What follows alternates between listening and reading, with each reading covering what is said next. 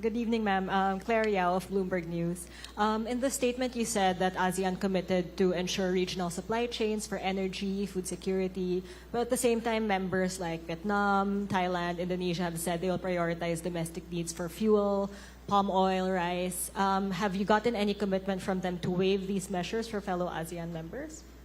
Actually, we were just talking about the different possibilities and everything that we can actually bring to what they told us and what we can tell them also. So we haven't had any commitment yet from them. So all the commitments will still be discussed again all together, and then we hope to be able to have all the deliverables ready by November before we close the ASEAN 2026.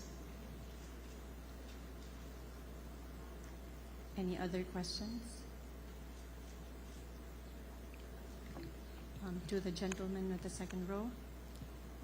Hello po, good evening. Gab Villegas po from PTV. Ma'am, you mentioned during the ASEAN Business Environment Forum that the government has meron pong may mga contingency measures na inilatag po. So, ano po yung mga contingency measures? Maaari niyo po ba ibahagi ito sa amin when it comes with the crisis that we are facing right now? Yes, actually, for contingency measures, no, nag-uusap pa kami. We're really talking because we were just talking about the oil prices today and what each and every country are going to do and where are the costs actually. Actually, pare-parehas ang nangyayari sa atin. No? The cost is really on the oil and on the logistics. So we have to strengthen also the power. So renewable energy is something that we also talked about. And then how we'll be able to maneuver with this crisis. Yun, napag-usapan din yan. Secretary, in relation lang po dun sa inilabas na statement ng ASEAN Economic Ministers with regards po dun sa ongoing tensions dito po sa Middle East, what concrete measures is the Philippine government po taking to protect local businesses and consumer from the possible price increases? Yes, actually for us, no, the National Price Council already met today. So we came out with different actually, how should I say that, no? Yung mga kailangan namin gawin, each and every department, what we have to do or what we need to be able to come up with para we'll be able to keep prices stable. And then tomorrow, I'll be meeting with a logistics company to see how the effect of the oil is with the logistics company. And on Monday, I'll be meeting with the manufacturing and the different industries. Sa Monday naman po yun. Kasi for now, they have not requested any price increase for basic necessities and prime commodities.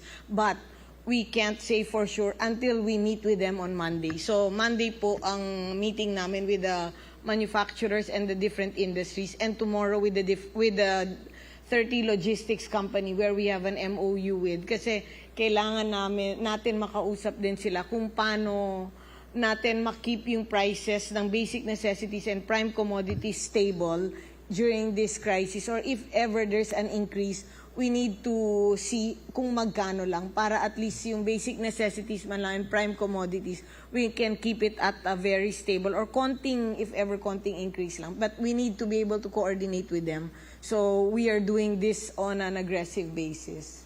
In relation to that, Secretary, how is the Philippines working with ASEAN partners to safeguard supply chains and keep prices of essential goods stable? Yes, actually, yun din ang pinag-usapan. So the same thing with them, kung ano yung magiging direction natin, yun din ang magiging direction nila. So they also see that the logistics will be where magfa-fluctuate or doon nakikita rin yung presyo. And of course, in the energy, doon din nakikita. So whatever we discussed, yun din ang halos parehas din tayo. Thank you. Okay. Hi, Secretary. Ivy Yes. Reyes from Billionaire po. Ma'am, you mentioned renewable energy earlier in your speech. Where are we on the ASEAN Power Grid Initiative po?